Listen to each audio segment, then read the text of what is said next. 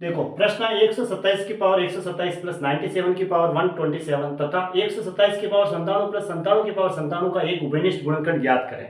देखो यहाँ घात है वो समान है, ऊपर 127 है और इसमें भी घात ऊपर समान है। अब इनका उभयनिष्ठ गुणनखंड ज्ञात करना है। उभयनिष्ठ का मतलब दोनों में कॉमन होगा, है ना, उभयनिष्ठ होगा। उभय का मतलब दोनों में वो शामिल है। तो यहाँ घात समान है और ऊपर घात क्या है, विषम है। अब देखो a की पावर 1 प्लस b की पावर 1 लेता हूं तो ये a प्लस बी से विभाजित होती है ना, से विभाज्य है।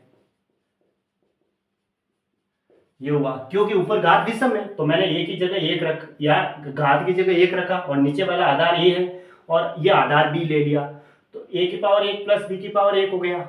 उसमें देखो फिर 127 को मैंने a लिया और इसको b लिया। अब घात तो ऊपर विषम है तो a की पावर 1 प्लस b की पावर 1 क्या हुआ, a प्लस b हो गया, इससे विभाज्य हो गया, है ना।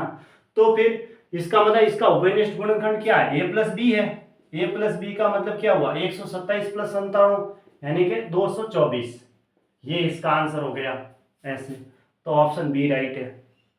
दो अंकों की संख्या है, उस संख्या के दोनों अंकों के योग के बीच का अनुपात 4:1 है।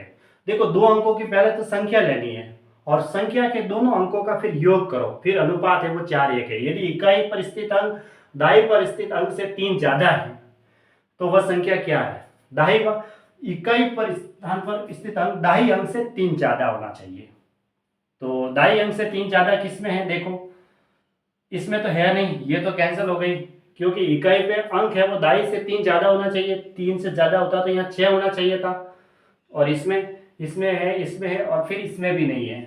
देखो क्योंकि इकाई का अंक है वो ज्यादा होना चाहिए, अगर ये दाई का अंक 6 है तो उससे 3 ज्यादा होना चाहिए था, लेकिन ये नहीं है।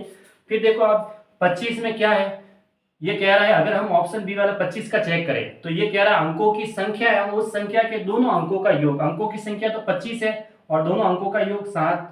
अब इनका अनुपात 4:1 आ रहा है क्या, नहीं आ रहा, तो ये भी कैंसिल हो गया।